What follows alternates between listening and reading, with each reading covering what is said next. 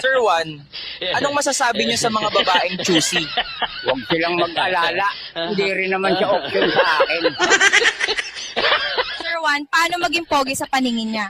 Ipaalam mong marunong kang makinig kahit di mo maintindihan, basta may eye contact. Kung may isang bagay po kayong gustong ibalik, ano po yun? Yung ngipin ko sa harap, para kahit sabog ako, may panangga pa rin ako sa hangin.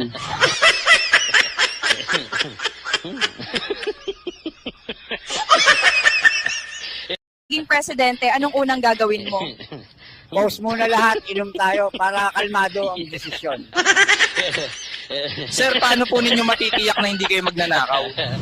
Wala akong kukunin. Kasi sanay na akong wala. Sir, kung papibiliin po kayo, pag-ibig o pera? Pera. Kasi pag may pera ka, kahit adik ka, nagmumukha kang mysterious. Sir, paano mo hinaharap ang inflation? Tinitigan ko lang ang presyo ng bigas, tapos ngumiti, sabay lakad palayo. Sir, paano po kayo nagtipid ngayong mahal ang bilihin? Hindi ako kumakain. Paano niyo po nilalampasan ang mga pagsubok sa buhay? Hindi ko nilalampasan, dinadaanan lang. Sabog nga di ako aware na may pagsubok. Sir, paano mo malalaman kung ikaw ang problema? Pag kahit saan ka mapunta, pare-pareho ang gulo. Ibig sabihin, ikaw na yon.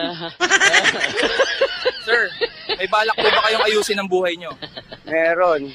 Kaso ayaw makipag-cooperate ng katawan ko. Sir Juan, anong masasabi niyo sa mga babaeng choosy? Huwag silang mag-alala. Hindi rin naman siya option sa akin.